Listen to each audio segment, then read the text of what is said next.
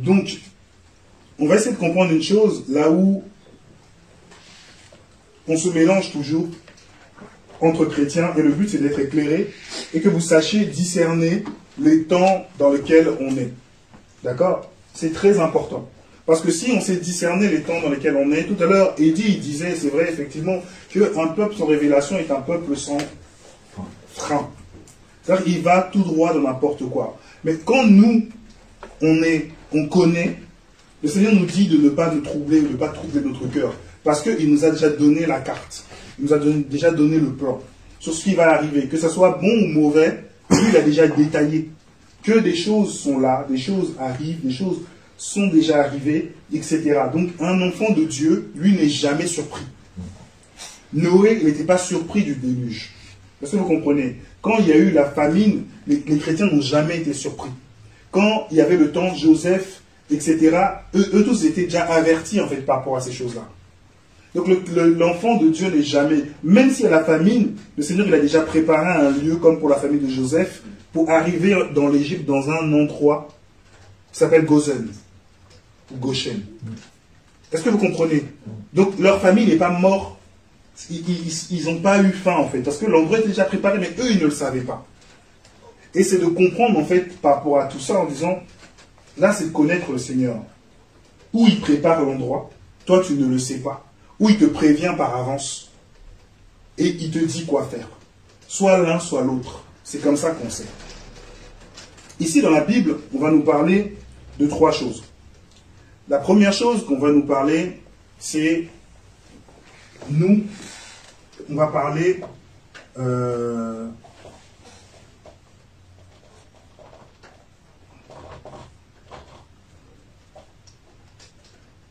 ensuite, je mets l'enfantement, ensuite je mets tribulation, et ensuite je mets excusez-moi, grande tribulation. Est-ce que déjà ça vous parle, quand je vais parler de l'enfantement ou des douleurs de l'enfantement, de la tribulation et de la grande tribulation? Ça vous parle? C'est des choses qu'il faut dissocier. D'accord? C'est des choses qui sont différentes, et c'est des choses qu'il faut aussi, qui se ressemblent, mais qui sont à la fois différentes. Et c'est des choses que le Seigneur, lui, est venu établir. On ne peut pas passer, à moins que quelqu'un meure, bien sûr, à travers. Parce qu'il y a des choses qu'on vit déjà, il y a d'autres qu'on ne vit pas encore, il y a d'autres qui sont encore appelées à venir.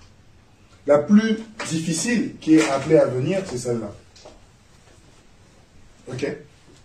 Donc il y en a qui sont marqués dans un temps, là où il y a un début, là où il y a une fin, et il y en a qui sont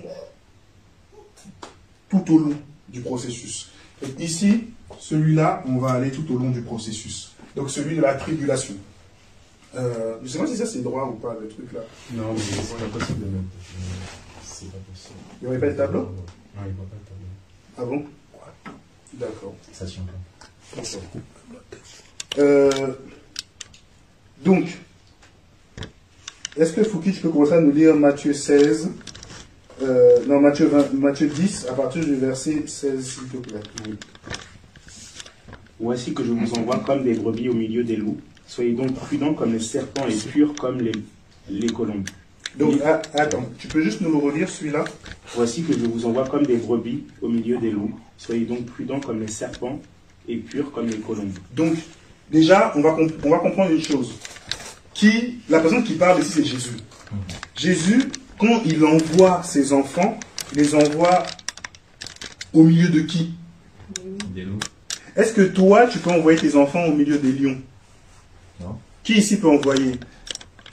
Il nous envoie, il le dit, il marque directement, en fait, il met directement le cadre. Il envoie ses enfants au milieu des loups. Aujourd'hui, vous allez entendre beaucoup de chrétiens dire, oui, ça c'est des loups, voilà, c'est des... Mais on vous dit que vous êtes au milieu des loups. Il y a des loups autour, vous êtes au milieu. Mais les gens, ils sont là toujours, oui, ça c'est des loups, mais c'est normal. On vous l'a dit qu'on vous envoie en fait au milieu d'eux. Donc, ils doivent vous entourer. On est systématiquement, à partir de là où on devient enfant de Dieu, on est entouré de loups. Mais ils donnent 2 recommandations. Laquelle? Verset 17.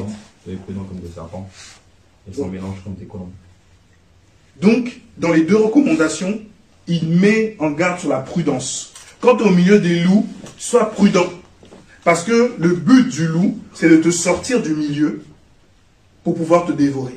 Et la deuxième chose, il te demande d'être sans mélange, comme une colombe. Pourquoi? Parce que la colombe ne se mélange pas. Une colombe, quand il a un partenaire, c'est à vie. La colombe, c'est un animal ou un oiseau dit pur. C'est-à-dire qu'il n'a pas les mêmes choses que les autres. Mais nous, aujourd'hui, on est mélangé avec le monde.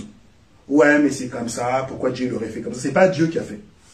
C'est le diable qui a mis des mélanges. Comme ça, il te dilue. Et tu deviens un chrétien dilué. Donc forcément, tu es mangé par les loups. Voilà les recommandations. Soyez sans mélange. Mais soyez prudents. Le serpent, quand il entend un bruit, il se rétracte, il reste derrière. Et il sort sa fourche, il est là. Dès qu'il entend un pas, quand on marche dans la forêt, c'est recommandé de marcher en tapant fort. Parce que la vibration, quand le serpent il sent la vibration, il se rétracte. Ça fait que lui, il ne va pas avancer. Et il est prudent, le serpent. Donc à chaque fois qu'il y a un danger, le serpent se rétracte, il se met en gros en position de prudence. Et c'est ce que le Seigneur nous demande, d'être prudent comme eux. On entend quelque chose, je fais d'abord attention. Je fais d'abord attention. Parce que je ne veux pas qu'il y ait ce mélange. Et c'est ça la prudence du serpent. Tu peux continuer, s'il te plaît. Verset 17. Méfiez-vous des hommes, car ils vous livreront aux tribunaux et vous jeteront dans leur synagogue. À cause de moi, vous serez conduits devant des gouverneurs et devant des rois pour leur apporter votre témoignage à eux et aux non-juifs. Mais quand on vous fera arrêter, ne vous inquiétez ni de la manière dont vous parlerez, ni de ce que vous direz. Ce que vous aurez à dire vous sera donné au moment même. En effet, ce n'est pas vous qui parlerez, c'est l'Esprit de votre Père qui parlera en vous. Le frère livrera son frère à la mort, et le père son enfant. Les enfants se soulèveront contre leurs parents et les feront mourir. Vous serez détestés de tous à cause de mon nom, mais celui qui persévérera jusqu'à la fin sera sauvé. Ok, pour l'instant, on va s'arrêter là. Ici, on est en train de parler d'une chose. On est en train de parler de ce qu'on va appeler la tribulation. À partir du temps de Jésus, jusqu'à la fin, il y a un lot qu'ont les chrétiens. C'est la tribulation. Les chrétiens sont persécutés. Différents types de persécutions. Dans ce monde, en Afghanistan, en Corée du Nord, dans les pays arabes, les pays musulmans, peu importe, chez Boko Haram, les chrétiens sont persécutés, tués, mis à nu, humiliés, ils ne mangent pas. C'est un lot. Ça veut dire que quand on va nous parler, oui, mais on est persécuté, c'est la fin. Non, depuis le début. Jésus lui-même, ses disciples ont été persécutés. Est-ce que vous comprenez? Selon les endroits, selon les zones. Du temps de Jésus, il y avait des villes qui étaient plus persécutées que d'autres. Il y avait des endroits là où les chrétiens ne pouvaient pas manger. Il y a des pays aujourd'hui, quand tu viens, tu dis, je veux du pain. T'es chrétien, on ne te donne pas du pain. Ça existe. Ce n'est pas ici encore, mais ça existe. Donc ça a toujours existé dans le temps. Il y a toujours eu ces formes de persécution. Il y a toujours eu des hommes autour qui ne vont pas, qui vont détester les enfants de Dieu, non pas à cause de nous, mais à cause du nom qu'on porte.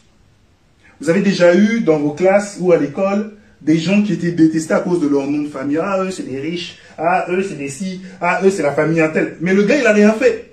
Mais juste à cause de son nom, on ne l'aimait pas. Est-ce que vous comprenez? Ah, lui, c'est le frère de telle famille, là. Ils ont tué tout le monde. Ils ont tapé tout le monde. Eux, c'est des...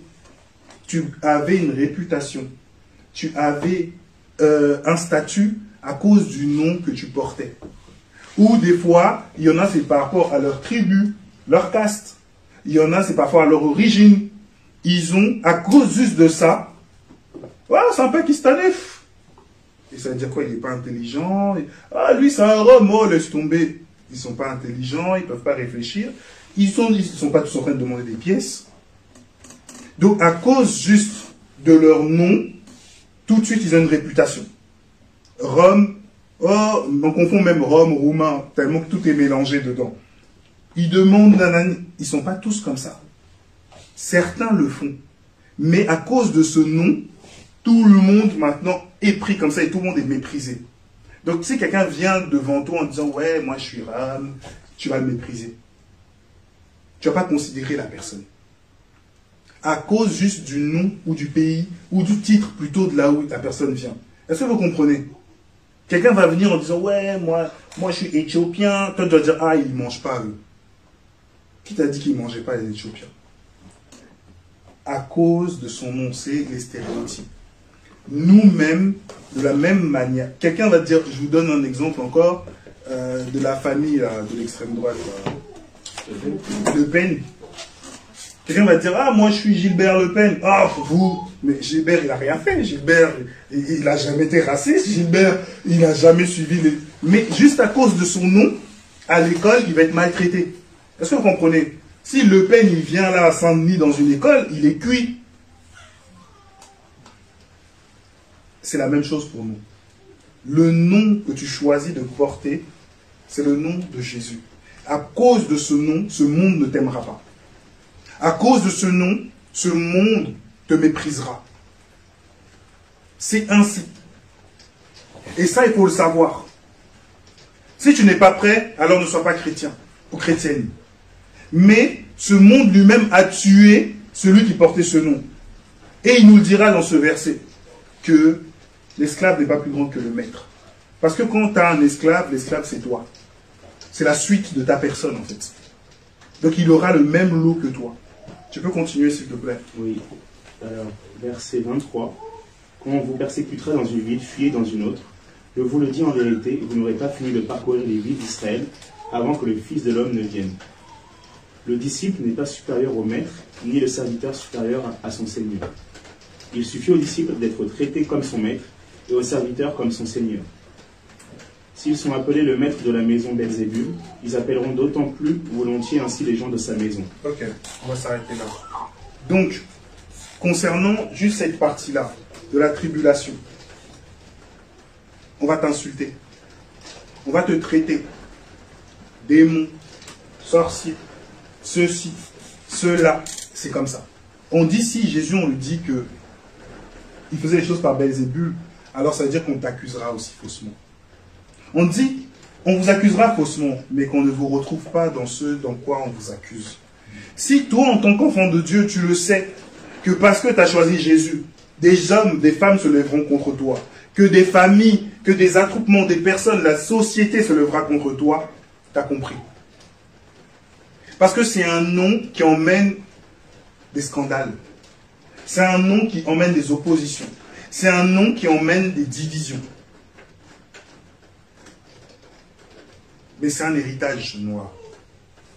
Donc si nous tous on s'appelait Le Pen, je pense qu'à chaque fois qu'on irait dans un rendez-vous, tout le monde va nous regarder du coin de l'œil. Parce que c'est un héritage. Soit ceux qui sont de l'extrême droite, ils vont dire « Ah, c'est bien, c'est Le Pen ». Mais la minorité, parce qu'ils se reconnaîtront dans la chose. Mais ceux qui sont des opposants, donc la grande majorité, ils vont mépriser. Donc c'est des Le Pen. Ah bon, c'est des Le Pen. C'est pour ça, dans vos têtes, dans vos pensées, il faut comprendre une chose, que le chrétien traverse des temps, des moments de tribulation. Ce n'est pas constant, c'est des par périodes, mais ça fait partie du lot associé au nom qu'on porte. Est-ce que vous comprenez? J'ai vu des chrétiens dire, mais Dieu il est amour, on ne peut pas souffrir. Pourquoi Dieu va nous faire ça? Dieu, c'est un Dieu de grâce. C'est la grâce.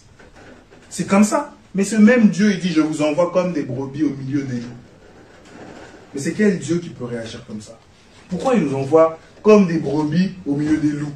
Pourquoi il ne nous envoie pas au milieu des éléphants ou je ne sais pas quoi? D'autres herbivores qui ne vont pas nous attaquer. Mais il nous envoie seulement au milieu des loups. Vous savez pourquoi? Quelqu'un a une réponse ici? Pourquoi il nous envoie au milieu des loups? C'est pas juste en vrai. Parce qu'il y a des loups, ils peuvent aussi être touchés. Pour se transformer en brebis. Jean-Philippe même est au milieu des loups. Ouais, mais ça ne donne pas la raison. Parce que le chrétien ou l'église, c'est dans la tribulation, la persécution qu'il montre, qu'il y a le meilleur de lui-même qui ressort, on va dire. Si le chrétien était dans un truc paisible, sans rien, il serait devenu beaucoup trop gras. Ce serait une brebis trop grasse. Il me conduit vers les verts pâturages. Au milieu des loups. Non, là, il envoie. Là, il dit allez au milieu des loups. C'est par rapport à sa mission, parce que lui-même, il avait une mission salvatrice. Alors, ses disciples devaient travailler, mais ils ne devaient pas aller au milieu du gîte ou du sang. Ils devaient aller vers les loups pour leur apporter la parole, l'évangile qui peuvent le changer. On s'en approche aussi un peu. La science et la sagesse de Dieu n'a rien à voir avec nous. Parce que nous, on a établi notre sagesse et notre science sur notre propre justice. Et notre propre justice est bâtie sur notre propre vécu. Est-ce que vous comprenez? Quelqu'un va voir une maman mettre une fessée dans un métro à un enfant qui a fait des bêtises. Vous allez dire, oh, qu'elle a même tapé l'autre, gauche, droite même, parce que l'enfant là, il est fou. D'autres, c'est un scandale. Oh, elle a mis une fessée à son enfant. Ça ne va pas, madame, arrêtez ça. Là, il y a une justice qui parle, là, il y a une justice qui parle. Mais les deux justices, ils parlent à cause du vécu. Ce n'est pas bon. D'où le Seigneur, il a sa propre justice à lui. En disant, non, vos justices sont penchées, ils ne sont jamais droits. Parce qu'elles sont établies sur des blessures, sur des difficultés, sur des épreuves. Ma justice, elle est juste et parfaite. Donc, qu'est-ce qui va se passer? C'est que le Seigneur, dans sa sagesse, il a trouvé sage de sauver le monde par le sacrifice. Donc, par la mort. Dans sa sagesse, il a trouvé sage que ses enfants passent par des tribulations pour les emmener à la perfection. Pour rendre un diamant parfait, il faut que le diamant passe par le feu. Quand le diamant est brut, il n'a pas de valeur. Est-ce que vous comprenez? Pour que l'or soit parfait, il faut le passer dans un haut degré de feu. Comme ça, il prend la bonne forme. Donc, le processus qu'il a trouvé, il a vu que l'être humain était corrompu. Donc, il a dit, qu'est-ce qui va se passer? C'est que ces êtres humains qui sont déjà abîmés, ils vont devenir des sacrifices. En étant des sacrifices, ça va me permettre, moi, de les ramener et de les ressusciter. Il y a le processus de sacrifice. Vous savez, dans l'ancienne alliance, tous les jours, on sacrifiait des animaux. Des bêtes, des vaches, des veaux. Et un jour, le Seigneur il me dit, mais tous ces sacrifices, en fait, c'est vous. C'était votre image à vous. Tous les jours, on emmenait des sacrifices sur l'autel. Chacun pour son problème. Et dans la Bible, on nous dit, donnez vos vies, donnez vos membres comme des sacrifices vivants, sains et agréables. C'est là votre culte raisonnable. Et notre culte, ça fait partie de ça en fait, de s'offrir. On est des offrandes vivantes. C'est comme ça que la sagesse de Dieu a choisi de faire. Et d'où ça lui permet maintenant d'appliquer sa vengeance. Dans Apocalypse 5 ou 6, ceux qui sont morts martyrs, ils disent, mais jusqu'à quand, ô grand maître, tireras-tu vengeance de notre sang? Il dit, tenez-vous encore en repos pour un peu de temps, jusqu'à ce que le nombre de vos compagnons soit complet. Et à partir de ce moment-là, la vengeance du Seigneur va venir frapper. Mais ces enfants, ça a commencé dès le début. Abel et Caïn. Un qui était disposé pour Dieu, l'autre qui ne l'était pas. Et il a tué son frère. Et cette histoire se répète tout le temps. L'autre, c'était une brebis au milieu, à côté d'un loup. Parce que le loup, il dévore. Et c'est ça qui continue. Donc, c'est un point important à savoir déjà. Mais, tu peux finir le verset, s'il te plaît? N'ayez donc pas peur, car il n'y a rien de caché qui ne doive être découvert, ni de secret qui ne doive être connu. Ce que je vous dis dans les ténèbres, dites-le en plein jour. et ce qui vous est dit à l'oreille, proclamez-le sur les toits. Ne redoutez pas ceux qui tuent le corps, mais ceux qui ne peuvent pas tuer l'âme. Redoutez plutôt celui qui peut faire périr l'âme et le corps en enfer. Ne vend-on pas 2 moineaux pour une petite pièce? Cependant, pas une ne tombe par terre sans l'accord de votre Père. Même vos cheveux sont tous comptés. N'ayez donc pas peur, vous valez plus que beaucoup de moineaux. C'est pourquoi toute personne qui ne se déclarera publiquement pour moi, je me déclarerai moi aussi pour elle devant mon Père céleste. Mais celui qui me reniera devant les hommes, je le renierai moi aussi devant mon Père céleste. Ne croyez pas que je sois venu apporter la paix sur la terre. Je ne suis pas venu apporter la paix, mais la paix. Ok, ça a été là. Donc, on se rend compte, il dit, ne pensez pas que... Silencieux, il dit. Il dit, ne pensez pas que le Seigneur ou votre chair, c'est ce qui compte pour lui. Ce qui compte pour lui, c'est votre être intérieur. Ce qui compte pour Dieu, c'est ce qui est éternel. C'est pas ce qui a une fin. Le corps est poussière et il retournera à la poussière. Et nous, vous savez pourquoi on se bat? Pour ça. Si vous voulez voir la preuve, allez vous asseoir dans un hôpital, vous allez voir. Vous allez sentir, vous allez voir qu'en fait le corps c'est rien du tout. J'étais paralysé pendant quasiment une semaine. Du dos, je me suis rendu compte que je pouvais même me baisser, je ne pouvais pas. Je me suis dit, mais en fait ce corps, il nous sert à rien. J'arrivais même pas à bouger, à rien. Pourtant j'avais le mental dans ma tête, ah je veux me lever. Mon corps, il m'a dit non. Et Seigneur, il dit, mais vous êtes en train de donner une grande considération à ceux qui meurent. C'est comme un enfant qui a pris un bonbon et dit, ouais, mais c'est mon repas ce soir. Et il pleure pour ça, en fait. Et c'est pour ça qu'il dit que ça passe. Arrêtez de regarder bêtement les choses. Et c'est pour ça que le travail de Satan, c'est de nous centrer vers notre corps. Et en fait, nous, on oublie l'essentiel. Donc c'est comme si tu avais un enfant, il dit, il travaille, tout ça pour avoir un petit bonbon, vous savez, les petites boules de chewing-gum, là. C'est la même chose, comme ça que le Seigneur il regarde. Il dit, le corps, c'est rien. Concentrez-vous sur ce qui est éternel. Tu vas vivre quoi? Tu peux vivre 30 ans, 40 ans, 50 ans, 60 ans. Il y en a, c'est 20 ans, il y en a, c'est 15 ans. Si pendant les 15 ans, il s'est concentré que sur son corps, c'est quoi son éternité? L'éternité, ça veut dire que c'est un temps qui ne s'arrête jamais. Et donc, le chemin que tu as pris, ça reste. C'est fini. Soit tu es dans un repos éternel, soit tu es dans une souffrance éternelle. C'est fini, personne ne va aller te chercher. Ton existence est vouée à ça. Si c'est une souffrance éternelle, ton existence est vouée que à la souffrance éternelle. Et les gens même regretteront d'être nés. Mais ils sont nés, c'est trop tard. Mais ils n'auront pas pris la bonne part ni le bon chemin. Et malheureusement, beaucoup plus choisissent cette vie-là en pensant que ce qui est ici, c'est ce qui est vrai, que ce qui va se passer après. Or que ce n'est pas la vie d'ici qui compte. Là, c'est juste un passage. Quand tu vas en voyage, tu passes par une ville. C'est après, en fait, notre habitation réelle. Ici, c'est comme si on était en vacances. Mais ces vacances-là, c'est ce qui conditionne le chemin d'après. Chacun. Mais il nous dit de ne pas avoir peur. Parce qu'il compte les cheveux sur notre tête.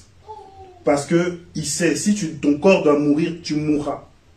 Ne te fais pas de soucis. Parce que ce n'est pas l'essentiel. Parce que tu ne connais pas autre chose. C'est pour ça que tu dis ça. C'est comme quelqu'un qui a jamais visité un autre pays.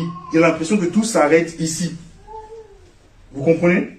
Quand on a visité d'autres pays, on voit qu'il y a d'autres réalités, d'autres mentalités, d'autres manières de penser, d'autres plats, d'autres trucs. On se dit, ah ouais, je pensais que tout s'arrêtait seulement dans mon département. C'est exactement la même chose. Il te dit, non, il y a mieux. Ne te concentre pas que sur ça, en fait. Dans ton domaine, il y a d'autres domaines qui sont... C'est même pas comparable. Donc, c'est ça qu'il dit dans la tribulation. N'ayez pas peur. Que votre cœur ne puisse pas se troubler quand il y a des temps de persécution. N'ayez pas peur. N'ayez pas honte de lui. Si vous devez mourir, vous mourrez. Mais au moins, vous savez où vous allez aller. Parce que le temps de votre pèlerinage est terminé. On a un temps, on est des pèlerins sur cette terre. Un pèlerin, c'est quelqu'un qui traverse une ville. Je viens ici à Saint-Maur, je suis pèlerin, je passe 2-3 jours et je pars. Ici, c'est pas chez moi. Vous voyez? Maintenant, on va aller dans Matthieu 24.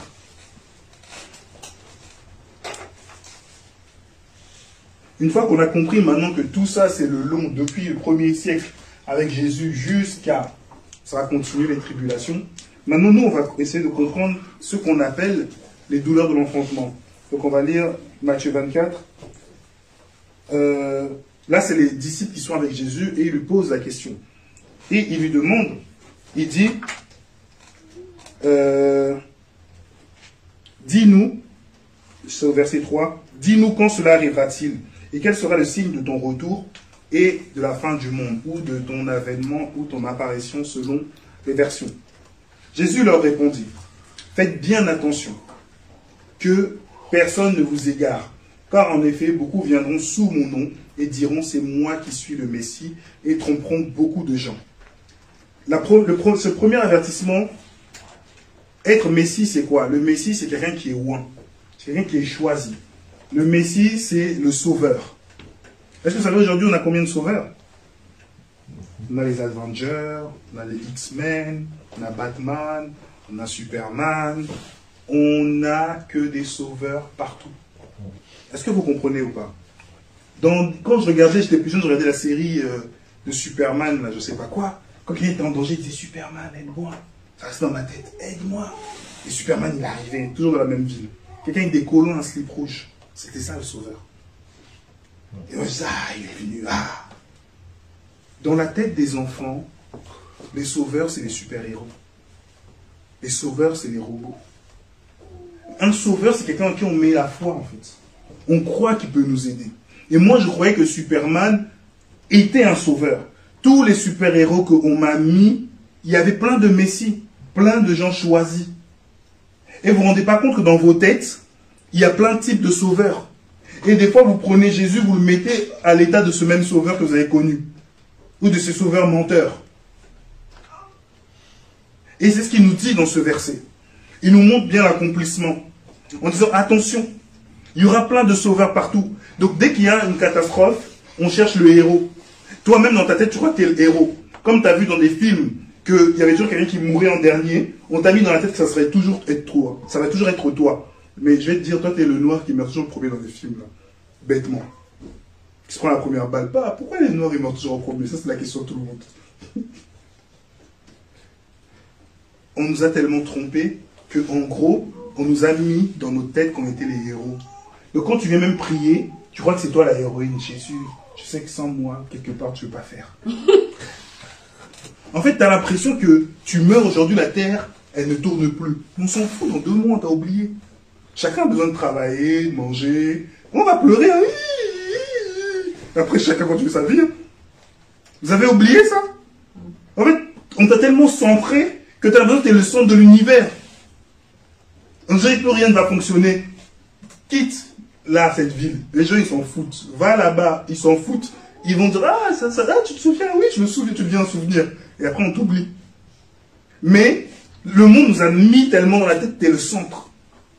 Ah, si je meurs, ils vont être tous tristes. Hein. Ils vont plus survivre. Dans 2 mois, même pas 1 mois, tout le monde est obligé. 3 jours. Au travail, on donne quoi? 2 jours d'enterrement. Et après, tu reprends le boulot. T'as pleuré, t'étais un peu triste. Après, tu continues ta vie. Hein.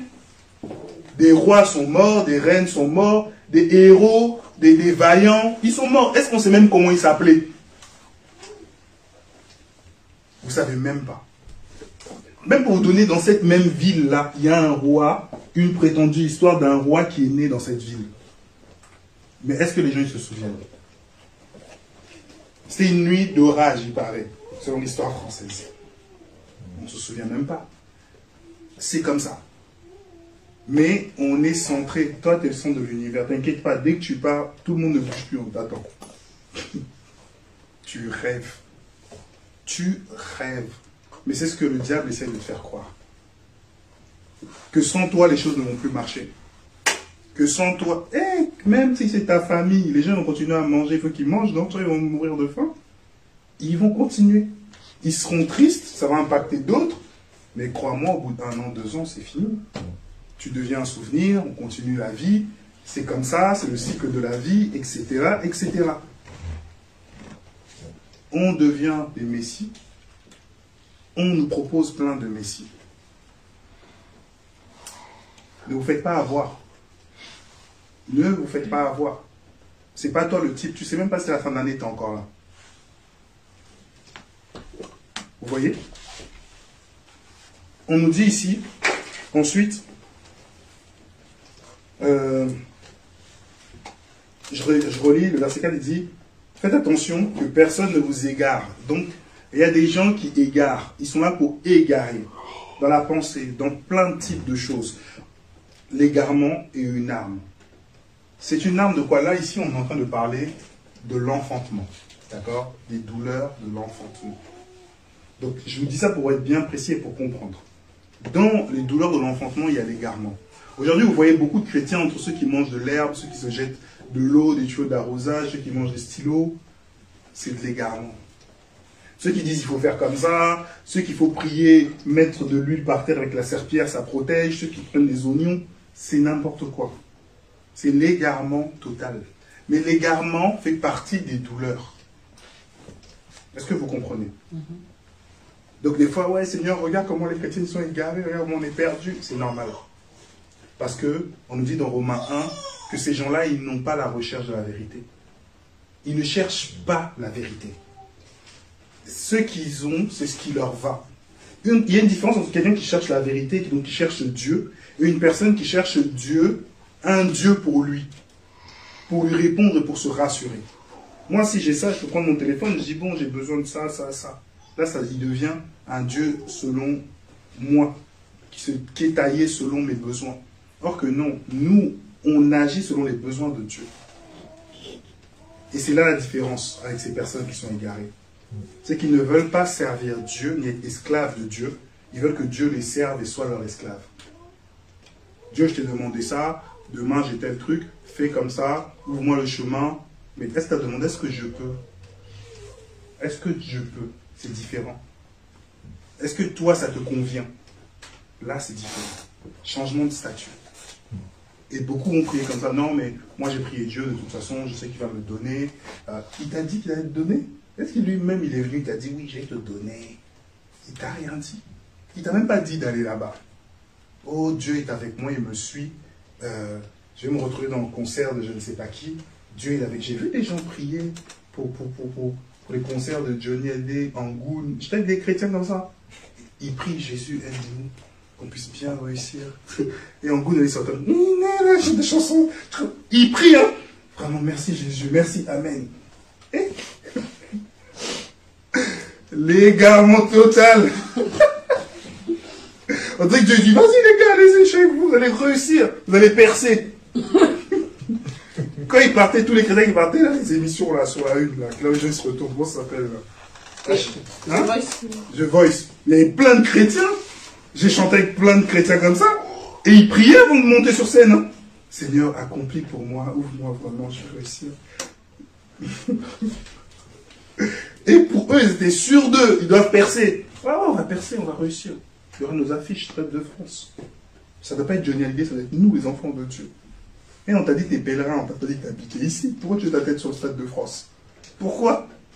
Est-ce qu'un pèlerin qui passe dans la ville, il dit, mettez mes affiches s'il vous plaît. Non, là, tu deviens sédentaire.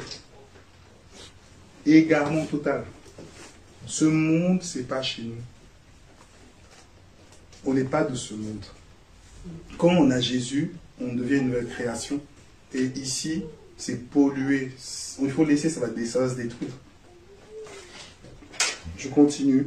On dit, beaucoup viendront sous mon nom, diront que c'est moi le Messie, c'est ce que je vous ai dit tout à l'heure, et ils tromperont beaucoup de gens. Donc, cette tromperie-là, c'est ça en fait, là où on est. Ensuite, on nous dit, vous entendrez parler de guerre et de menaces de guerre, mais ne vous laissez pas effrayer, car il faut que toutes ces choses arrivent. Depuis longtemps, c'est vrai, on entend des guerres. Il y a des guerres à gauche, des guerres à droite. Et quand on va parler de menaces de guerre, en fait, c'est les querelles de guerre. C'est-à-dire que Eddie et moi, on se dispute. Ouais, non, c'est toi, c'est toi. En fait, c'est ça.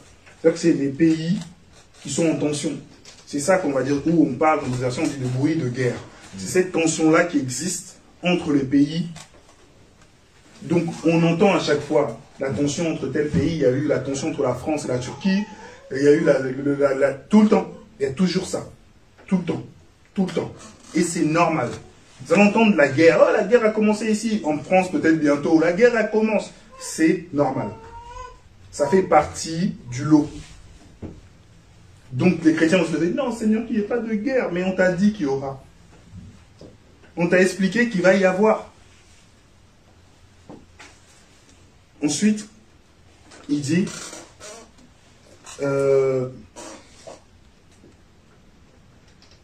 ah oui, il dit, vous entendrez parler de guerre et de menaces de guerre. Ne vous laissez pas effrayer, car il faut que toutes ces choses arrivent. Cependant, ça ne sera pas encore à la fin. Une nation se dressera contre une nation, un royaume contre un royaume. Quand ici on parle d'autres mots, une nation se lèvera, c'est ça? En fait, ici le mot, comme on nous parle de guerre, en fait c'est une nation dominera. C'est le mot dominer en fait. C'est-à-dire qu'aujourd'hui, on sait qu'il y a beaucoup de peuples, comme en Afrique ou d'autres, qui sont dominés par d'autres nations. Vous comprenez? C'est ce qu'on va appeler l'esclavagisme moderne.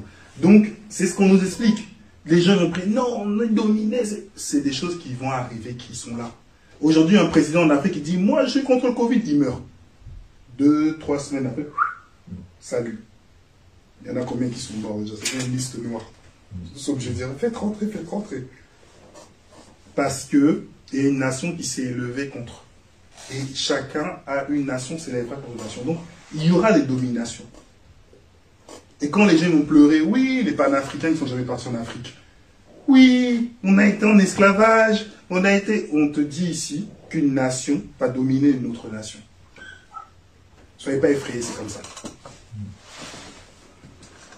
Ensuite, on dit, royaume, il y aura divers endroits, des famines, des pestes, des tremblements de terre. Tout cela sera que le commencement des douleurs. Alors on vous livrera à la persécution et on fera mourir. Vous serez détestés de toutes les nations à cause de mon nom. Donc on nous explique ici que les douleurs, ça rentre dans ces tribulations-là, certains mots. Tout ce qu'on voit qui est faux, tout ce qu'on voit qui est trompeur, tout ce qu'on voit qui est séducteur, ça fait partie des douleurs de l'enfantement. Tout ce qu'on voit comment dire, de personnes qui souffrent, des personnes là où on coupe la main à cause de Jésus. Quelqu'un qui était dans un pays, dans le Pakistan, il était avec une Bible, on lui a coupé sa main comme ça à cause de la Bible qu'il tenait dans la main. Tout ça, ça fait partie du lot. Et là, on nous parle des douleurs de l'enfantement. Nous, en ce moment, on est dans cette période-là. On est dans la période, bien qu'il y ait la tribulation qui est continue, on est dans le commencement des douleurs. Comme une femme veut accoucher. Quand une femme veut accoucher, elle a ces douleurs qui la poussent, etc. Et c'est la même chose. C'est comme si quelque chose devait sortir. Contraction. C'est ça. Les contractions. Donc, c'est pareil. C'est vrai qu'il ne faut pas se dire, il ne faut pas se soucier en disant, ah, mais Seigneur, regarde, on tremble, oh, on a entendu ça. Le Seigneur, il a prévu déjà. C'est-à-dire que ça fait partie de son agenda. Jésus, il était là sur sa petite montagne, il a expliqué. Lui, il voyait cette image. Oui, la nation, on va faire ça, là, on va faire comme ça. Là, les gens vont persécuter à cause du nom de Jésus. Là, c'est des choses qui sont déjà arrivées ici en France. Est-ce que vous comprenez? À un moment en France, il y a eu cette guerre-là entre, par exemple, les catholiques et les protestants. On leur disait aux protestants le baptême ou la mort. On allait brûler leurs magasins. On allait les tuer. Il y a eu une autre persécution, une vague de persécution de certains chrétiens vers le 15e, 14e siècle, on appelait les Huguenots. Les Huguenots, c'était des chrétiens qui sont partis vers le Canada. Ils ont dû fuir parce qu'on leur arrachait leurs magasins, leurs maisons. C'est-à-dire qu'on t'enlève ce que tu as. Même si tu as acheté, tu as fait tout ce que tu voulais, on vient, on te le prend. Et ou on te brûle, ou on t'enlève tout ce que tu as. Donc, ces gens-là, ils ont fui. Donc, des vagues de persécution, ça a toujours existé. Du temps de Hitler, c'était la même chose. Vous voyez, il y avait tous les juifs qui avaient des magasins, qui avaient des choses, on leur a arraché. On leur a pris tous leurs biens. Et vous pensez que ça va changer? ça va s'empirer. Ça va s'empirer. Toi, tu veux t'attacher, oui, mon projet d'avenir, fais ton avenir.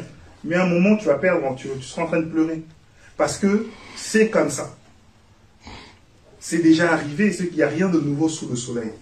Et donc, c'est de comprendre que toutes ces choses, c'est comme des périodes d'enfantement. Vous voyez, les contractions viennent.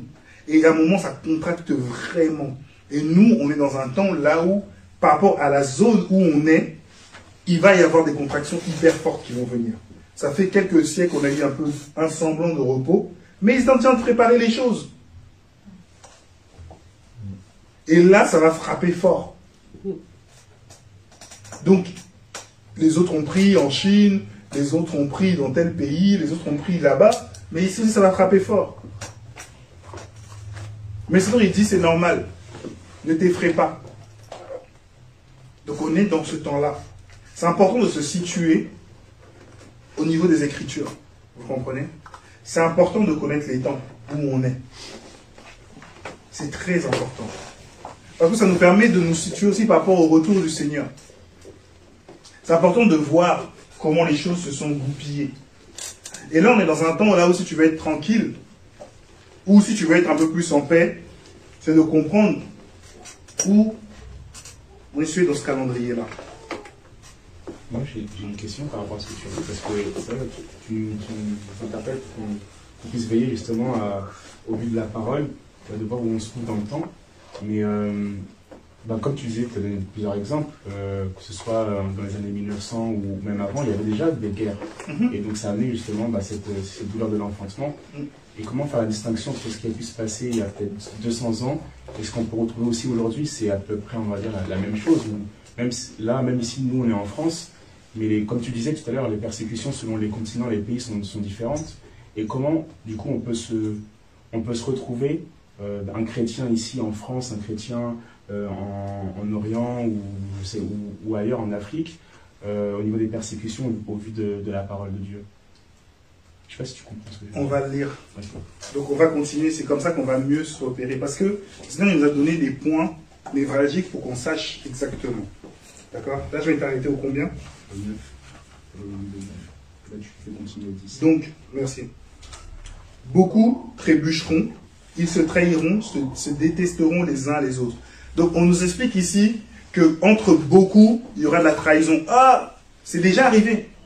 Dans le 1er siècle, du temps même après la mort de Jésus, 30 ans, 40 ans après, des pères accusaient leurs enfants, des mères, des femmes. Ils accusent en disant, ouais, mais un tel est chrétien. C'est comme ce qui s'est passé aussi du temps de Hitler. Des gens qui cachaient les juifs, on les appelait des justes. Parce qu'ils les cachaient sous des caves, sous des trucs, mais c'était leur vie qui était en jeu. Et là, il va se passer quoi? Ça va devenir, vous savez, c'est comme ça qu'on sait qu'on se rapproche. Petit à petit, les gens commencent à accuser, ah, mais lui, il n'a pas pris le vaccin. Ah, lui ah, un tel. Ça va devenir comme ça la mentalité. Parce qu'on commence déjà à créer le séparatisme. Est-ce que vous comprenez? On commence déjà à créer un tel. Chacun va s'accuser. Lui, il n'a pas fait comme ça. Lui, donc, on commence à mettre ces divisions-là. Et dans ces divisions-là, ça va devenir les pour, les contre, les ceci, les cela. Et c'est là où on va arriver. Petit à petit. On divise la population. On divise les choses. On met plusieurs groupes différents, plusieurs avis différents, plusieurs manières de voir différentes. Et après, à partir de ce moment-là, dès qu'il y a un contrôle, ça devient de l'accusation. Ah, un tel n'a pas voulu faire ça. Ouais, mais c'est les chrétiens qui ne veulent pas. Ah, bah, ces chrétiens-là, ils vont voir. C'est pas normal. Donc, on dit, beaucoup trébucheront, donc on nous dit, ça veut dire qu'il y en a beaucoup, ils vont trébucher, donc ils ne marcheront plus selon le Seigneur. Beaucoup, ça veut dire énormément. Beaucoup prétendus prophètes surgiront et ils tromperont beaucoup de gens. À cause de la progression du mal, l'amour du plus grand nombre se refroidira. Ici, ce que nous on doit comprendre, c'est que dans toutes ces choses, on commence à glisser vers là. Donc on nous explique qu'il y aura une nouvelle émergence. Tout à l'heure on nous parlait de faux messies. D'accord? On nous parlait des trompeurs. Mais là, on nous parle, il y aura l'émergence d'une nouvelle génération de faux prophètes. On nous parle de cette émergence des personnes qui se diront servir Dieu, qui vont sortir. Et on nous dit, beaucoup de prétendus prophètes surgiront et ils tromperont beaucoup de gens. À cause de la production du mal, l'amour, les gens n'auront plus l'amour de Dieu dans leur cœur. Et on nous dit, mais celui qui persévérera sera sauvé. Cette bonne nouvelle sera proclamée dans le monde entier pour servir de témoignage à toutes les nations. Donc, ici on a, comme on dit, aussi cette émergence-là, encore, de faux prophètes, mais il y en a partout dans les réseaux sociaux. Ils te racontent, oui, hier tu as mangé un steak haché avec une salade et des concombres à côté. Oui, c'est ça. Voilà, il y a 10 ans, j'ai vu que tu avais une chaussette rouge. Oui, c'est ça. En fait, ils font te parler comme ça. Bon, mets 15 € ici, je vais continuer la prophétie. Oui, c'est que comme ça. Et ces personnes sont capables de te raconter ce que tu as fait dans ta journée d'hier. C'est normal, les esprits leur racontent. Les esprits invisibles sont partout. Donc, ils vont te choquer. Oui, je vois, tu as des bottes rouges dans ton armoire. Comment tu sais, t'as acheté hier? Oui! C'est que ça. C'est que ça. Du matin au soir. En fait, on t'impressionne parce qu'ils te racontent facilement ton passé. Ils t'impressionnent parce qu'ils disent, ah, je vois ça chez toi. Dieu me dit, je me connecte, tu mettras une offrande ici pour payer la dîme du prophète. Ça finit toujours par l'argent à la fin. Tout le temps. C'est jamais gratuit. Dans ce cas, il faut aller voir une diseuse de bonne aventure à côté, c'est la même chose. Une cartomancienne, c'est pareil. Et les gens, ils courent vers eux. Oui, lui, il est puissant. En fait, c'est la même chose que quand tu vas voir le marabout. Ils font pareil, le même procédé. Même le marabout va dire, tu m'emmènes du sucre, de la farine, des œufs. Eux, ils font toujours des gâteaux, on dirait. Tout le temps, les marabouts, sucre, farine, œufs. Un jour, j'ai posé la question au docteur Diakité. Tu vois, vos gâteaux, là, ils sont comment? Vous voulez la gousse de vanille?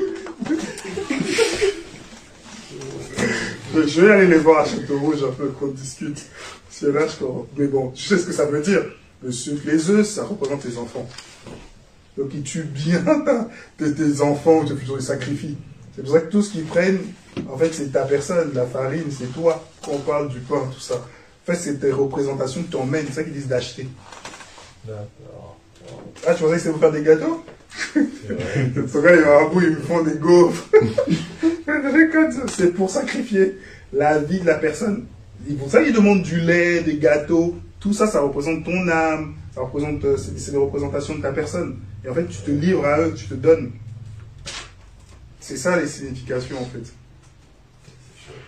Alors que les gens, ils ne savent pas. Oui, le mari m'a dit 4 œufs, du lait, demi-écrémé.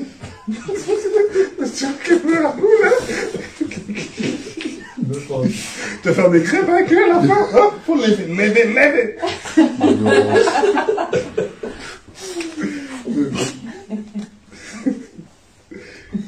Donc, on nous dit, à partir du verset 15, c'est là que ça va te répondre, Fouki. On nous dit, c'est pourquoi, lorsque vous verrez l'abominable dévastation dont a parlé le prophète Daniel, établi dans le lieu saint, que celui qui dit fasse attention. Alors que ceux qui sont en Judée s'enfuient dans les montagnes, que celui qui sera sur le toit descende pour prendre ce qui est, ne descende pas pour prendre ce qui est dans la maison, et que celui qui sera dans les champs ne retourne pas en arrière pour prendre son nouveau manteau. Malheur aux femmes qui seront enceintes et à celles qui allaiteront durant ces jours-là. Priez pour que votre fuite n'arrive pas en hiver ni un jour de Shabbat. La détresse sera si grande qu'il n'y en a pas eu de pareil depuis le commencement du monde jusqu'à présent. Et là, c'est la période où on va rentrer dans la grande tribulation. C'est l'introduction. Donc, qu'est-ce qui nous passe? Qu'est-ce qui se passe? Dans Thessaloniciens, on nous parle de ça aussi. On nous parle quant à l'enlèvement. Il y a un homme qu'on va appeler l'homme impie, qu'on va appeler l'antichrist, qu'on va appeler des fois communément la bête. Mais la bête, quand on parle, c'est un système. Il y a un système qui est établi. Dans ce système qui est établi, qu'on est en train d'établir, c'est de créer un ordre par le chaos. D'accord? On va appeler Ab-Chaos. Pour que Toi, aujourd'hui, chacun de nous, comme on est, on a tous des comptes en banque. D'accord? Pour la plupart. Pour que tu puisses changer de banque, déjà, c'est la galère. Mais pour que tu puisses vite changer de banque, ou que tu adhères à ma banque, il faut que ta banque fasse faillite. Une fois que vos banques font faillite, moi, je viens en vous disant, vous avez vu comment vous avez perdu votre argent? Comme vous avez perdu tout votre argent, moi, je vous conseille une banque mondiale. Dans cette banque mondiale, jamais personne ne fait faillite parce que ça concerne le monde entier. Donc, on va détruire toutes ces banques-là parce que ça ne va rien. On va voter et on va créer une banque mondiale. Là où personne ne pourra vendre ni acheter sans avoir la marque qui correspond à cette banque. Donc, je finis. Ce qui va se passer dans les prochains mois, faillite des banques. Bientôt. Les gens qui ont... Bon, si tu n'avais rien, tant mieux, tu perds rien. Comment j'avais des centimes maintenant, bah, j'ai toujours 5, j'ai rien, quoi. Ça va pas trop te toucher. Mais ceux qui ont des économies, ils vont tout perdre. Personne ne va rembourser personne. Et les gens vont pleurer. Le Seigneur, il le montre, il nous avertit quant à ça, disant que la faillite va frapper. Pour introduire la Banque mondiale. De la même manière, il faut que les gouvernements soient défaillants pour introduire le gouvernement mondial. Donc on crée le désordre pour rentrer un nouvel ordre. Tu voulais dire, Eddy? En fait, je voulais demander quand ils vont mondialiser une seule banque, Ouais. et ils vont unifier aussi une seule monnaie. Exactement. Il n'y aura plus de monnaie physique. Et ça sera des bitcoins, Non, des ça va être bitcoins, une autre monnaie. des crypto-monnaies. Je sais pas. Crypto, bitcoin, je sais plus quoi. Ils vont mettre une monnaie unique.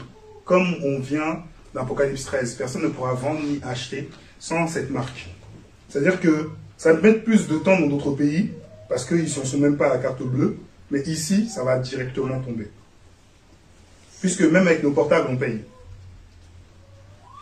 Donc, voilà ce qui va se passer. Mais maintenant, ici, on nous dit qu'il faut que cet homme qu'on appelle l'impie, l'antichrist, puisse commencer à s'installer dans le temple de Jérusalem. Le temple de Jérusalem est bientôt prêt. En fait, il est prêt à être construit. Ils ont déjà tous les instruments. Ils ont déjà tout. Ils ont l'arche de l'Alliance. Tout avait été détruit. Vous savez, aujourd'hui, 6 mois après, vous passez, il y a déjà un quartier qui est construit. Vous voyez à quelle vitesse. Oh, mais ils ont construit ça quand? Alors, je fais ça tout le temps. Dès que je passe quelque part, la technologie a tellement avancé. Avant, c'était 6 mois pour même un bâtiment. Là, c'est 6 mois pour un quartier. C'est tellement rapide. Donc, pour construire le temple, ils ont déjà les plans. Ils ont déjà tout. Ça peut se faire en 6 mois. Ils ont construit le temple. Ils mettent les ustensiles. Cet homme, il est déjà là, en fait. Cet homme, il est déjà là. Dès que les choses vont s'écrouler, on va commencer à le voir. On ne va pas s'étonner. On n'est pas encore parti. Il faut qu'il vienne et il fasse un sacrifice dans le temple. C'est-à-dire qu'il doit être juif. Et cet homme a une sagesse extraordinaire. Un langage extraordinaire. Vous et moi, on l'écoute. S'il n'y a pas le Saint-Esprit, on dit « Ah, ce qu'il dit, c'est vrai. » Parce qu'il va trouver des solutions extraordinaires. Je suis dans le social, il va ramener des problèmes sociaux à une capacité de fou. En disant « Voilà comment résoudre ça. Voilà, on fait comme ça. On va faire ça. » Les gens ont dit que il aura l'apparence de l'agneau, mais il parlera comme le dragon. Au début, il ne va pas venir avec ses cornes. Jamais. On va dire qu'il est méchant. Jamais. Il va montrer sa vraie face. C'est comme ça qu'il va présenter les choses. Dans un gouvernement, avec quelqu'un qui gouverne, au fur et à mesure, il va se transformer. Et on va voir comment il est. La persécution des chrétiens. Beaucoup de chrétiens vont suivre. Ils vont dire non, cet homme, il est bien. Ceux qui sont prudents, ils vont rentrer dans les coquilles. Mais voilà où on va. Qu'est-ce que tu voulais dire, Florette? Une question Oui. par rapport à l'ordre de la dette. Tu penses que c'est bien une banque? Non. Là, je parle du niveau économique. Personne ne pourra vendre ni acheter sans cette marque. C'est-à-dire que tu ne pourras pas manger ou payer si tu n'as pas ça. Il n'y aura plus d'argent. Dans des pays déjà au nord de l'Europe, ils n'utilisent plus d'argent. Pays comme la Suède, etc., il y a plus, ils n'utilisent plus d'argent, il n'y a plus d'espèces. Donc ça veut dire que si tu n'as pas ça, tu ne peux pas retirer. Tu ne pourras rien faire. Tu ne pourras ni manger, ni acheter, rien.